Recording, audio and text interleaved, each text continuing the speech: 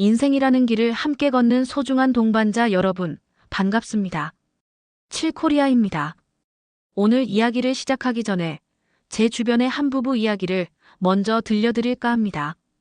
남편분은 불같이 활달하고 매사에 적극적인 분이셨고, 아내분은 물처럼 조용하고 안으로 파고드는 분이셨죠.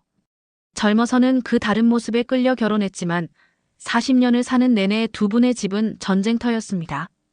남편은 주말 아침만 되면 날 좋은데 나가자 소리치고 아내는 어딜 가요. 집이 최고지라며 소파에서 꼼짝도 안 했습니다. 남편이 당신은 왜 그렇게 매사에 부정적이야? 라고 소리치면 아내는 당신이야말로 왜 그렇게 생각 없이 날뛰는 건데요? 라며 차갑게 받아쳤습니다. 두 분은 서로를 진심으로 사랑했지만 서로를 너무나도 괴롭게 만들었습니다. 자식들을 다 키우고 이제 좀 편해지나 싶었던 은퇴 후에는 24시간 내내 붙어있게 되니 그 갈등이 극에 달했죠. 혹시 이 이야기가 내 이야기처럼 들리시는 동반자분 안 계십니까? 평생을 함께 산 배우자가 왜 시간이 갈수록 더 이해하기 힘든 타인처럼 느껴지는 걸까요? 단순한 성격 차이일까요? 아닙니다. 오늘은 그 지긋지긋한 부부싸움의 근본적인 원인을 사주 명리학의 가장 핵심적인 열쇠인 일간을 통해 속 시원하게 파헤쳐 보고자 합니다. 그리고 더 나아가 어떻게 하면 이 전쟁을 멈추고 서로의 다름을 조화로 바꿀 수 있을지 그 구체적인 방법까지 함께 찾아보겠습니다. 일간이라는 말이 조금 생소하시죠? 아주 쉽게 설명해 드리겠습니다. 사주팔자는 8개의 글자로 이루어져 있습니다. 그 중에서도 내가 태어난 날의 하늘의 기운, 이것을 일간이라고 부릅니다. 이건 사주 전체의 주인공이자 선장과도 같습니다. 내 인생이라는 배를 이끌어가는 선장의 성향이 바로 이 일간에 담겨 있는 것이죠. 다른 비유를 들어볼까요? 일간은 내 컴퓨터의 핵심 운영체제 OS와 같습니다. 겉으로 쓰는 프로그램 직업, 취미은 바뀔 수 있어도 가장 깊은 곳에서 모든 것을 작동시키는 운영체제는 바뀌지 않죠. 이 운영체제는 크게 5가지 속성, 즉 오행으로 나뉩니다. 위로 뻗어나가는 나무, 뜨겁게 타오르는 불, 모든 것을 품어주는 흙, 단단하고 예리한 쇠, 그리고 유유히 흐르는 물. 나의 일간이 이 5가지 중 무엇인지 아는 것이 나와 배우자를 이해하는 첫걸음입니다. 그리고 두 사람의 일간이 어떤 관계를 맺고 있는지 알면 평생 반복되던 싸움의 진짜 이유를 깨닫게 됩니다. 오늘은 가장 대표적인 갈등을 겪는 3가지 부부 유형을 통해 그 원인과 해법을 심층적으로 분석해 보겠습니다. 첫 번째 유형, 한 지붕 아래 물과 불, 물 아내와 불 남편입니다. 이 조합은 드라마틱한 사랑에 빠지기 쉽지만 결혼 생활은 그야말로 매일이 전쟁인 경우가 많습니다. 불 남편은 에너지가 넘치고 밖으로 향하며 즉흥적이고 화끈합니다. 반면 물 아내는 차분하고 안으로 향하며 계획적이고 조용합니다.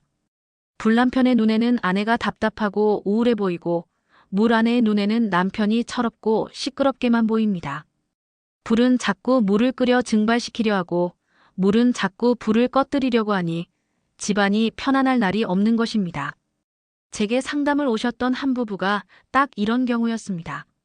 남편분은 병화, 즉 태양의 불이셨고 아내분은 개수, 즉 이슬비 같은 물이셨습니다. 남편분은 은퇴 후 친구들과 어울려 전국을 누비는 것이 낙이었고 아내분은 집에서 조용히 책을 읽거나 화초를 가꾸는 것이 행복이었습니다.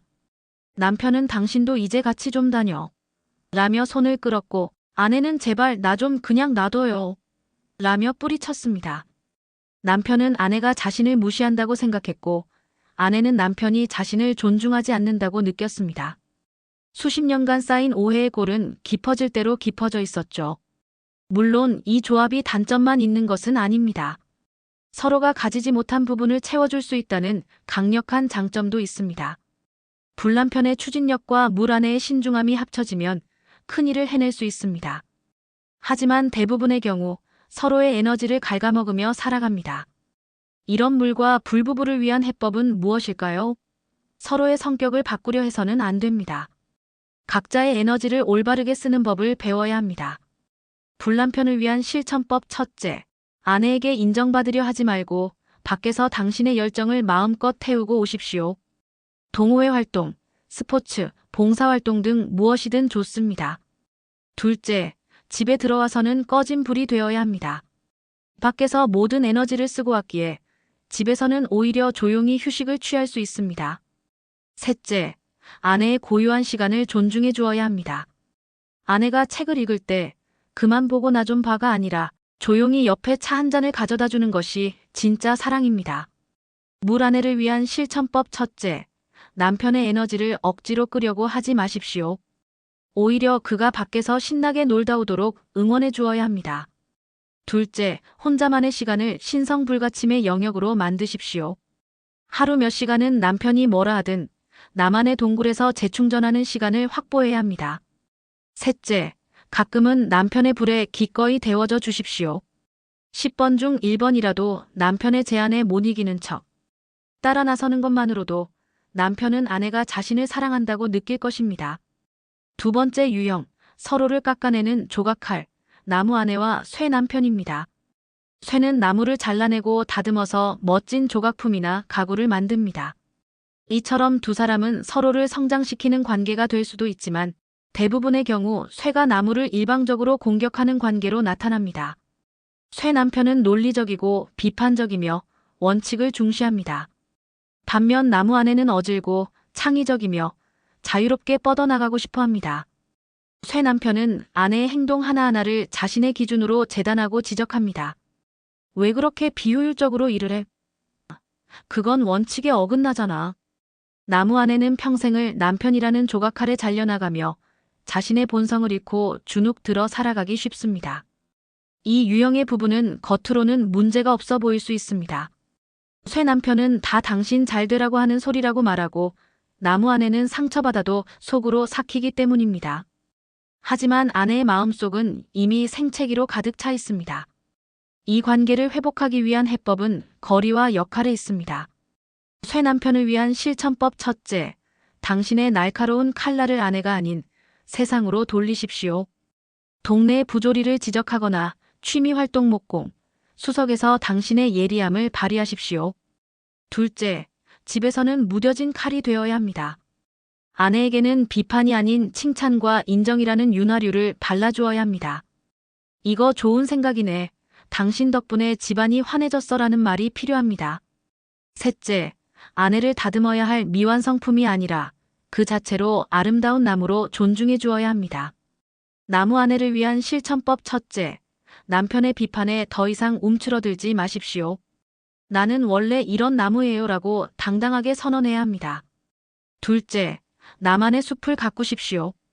남편의 영향력이 닿지 않는 친구 모임, 문화센터 강좌 등 나만의 세상을 만들어 그 안에서 자유롭게 가지를 뻗어나가야 합니다. 셋째, 가끔은 남편의 가지치기를 성장의 기회로 삼는 지혜도 필요합니다. 그의 지적이 100% 틀린 것은 아닐 수 있습니다. 상처가 아닌 조언으로 받아들일 부분은 취하는 유연함이 관계를 개선시킵니다. 세 번째 유형, 함께 있으면 숨이 막히는 산맥, 흙 아내와 흙 남편입니다. 같은 오행끼리 만나면 잘 맞을 것 같지만 흙과 흙의 만남은 때로 최악의 궁합이 될 수 있습니다. 흙은 그 자리에 묵묵히 버티는 힘, 고집과 신념을 상징합니다. 이런 두 사람이 만나면 각자의 산이 서로 한치의 양보도 없이 버티고 서 있는 형국이 됩니다. 변화를 싫어하고 서로의 영역을 침범하는 것을 극도로 꺼립니다. 수십 년을 함께 살아도 서로가 무슨 생각을 하는지 모르는 가장 가깝고도 가장 먼 부부가 되기 쉽습니다. 소통은 없고 각자의 동굴에 들어가 침묵으로 서로를 압박합니다. 이 부부의 문제는 터지지 않는 시한폭탄과 같습니다. 싸우지 않으니 문제는 없어 보이지만 속으로는 골병이 들고 있는 것이죠. 이 침묵의 카르텔을 깨는 것이 해법의 핵심입니다. 흙부부를 위한 공통 실천법 첫째, 의도적인 변화를 만들어야 합니다. 매주 주말 하다못해 동네 공원이라도 함께 나가서 걸으십시오. 가구 배치를 바꾸거나 새로운 식물을 들여오는 등 집안에 물리적인 변화를 주어야 합니다. 흙은 고여있으면 썩습니다. 억지로라도 움직여서 새로운 기운을 불어넣어야 합니다. 둘째, 공동의 목표를 설정해야 합니다. 1년 동안 함께 10kg 감량하기, 주말 농장. 함께 가꾸기 등 같은 목표를 향해 가면 자연스럽게 대화가 늘고 서로를 응원하게 됩니다. 셋째, 서로의 동구를 존중하되 대화의 시간을 의무적으로 정해야 합니다. 일주일에 한 번 30분이라도 마주 앉아 차를 마시며 서로의 생각을 묻고 답하는 규칙을 만들어야 합니다. 동반자 여러분, 오늘 세 가지 유형의 이야기를 나눠보았습니다. 물론 이것은 아주 기본적인 분류일 뿐, 사람의 사주는 훨씬 더 복잡하고 다채롭습니다.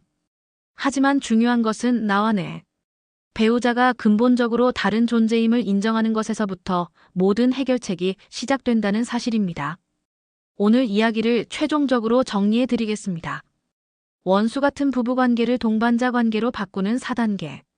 1단계 나의 본성 파악하기 만세력 앱을 통해 내 사주팔자의 일간이 목, 화, 토, 금, 수 중 무엇인지 확인하십시오.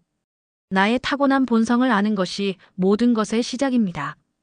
2단계 배우자 본성 이해하기 내 기준에서 배우자를 판단하는 것을 멈추고 아, 저 사람은 원래 불이구나, 원래 단단한 쇠였구나 하고 상대의 본성을 있는 그대로 인정하고 이해하려 노력해야 합니다.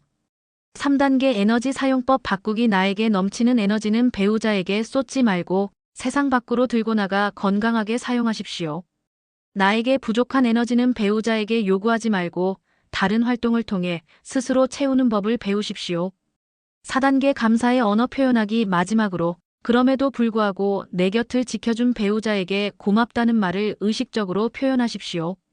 당신이 불같아서 내 인생이 심심하진 않았어. 당신이 깐깐해서 우리가 이만큼이라도 산 거야. 라는 식의 감사가 관계를 녹이는 최고의 명약입니다. 평생을 다르게 살아온 두 사람이 만났으니 다른 것은 너무나도 당연합니다. 그 다름을 원망의 근거로 삼을 것인지 이해의 재료로 삼을 것인지에 따라 우리의 남은 인생 풍경은 완전히 달라질 것입니다. 인생의 동반자 7코리아는 여러분 모두가 배우자와 함께 서로를 있는 그대로 존중하며 평안한 노후를 보내시기를 진심으로 기원하겠습니다. 감사합니다.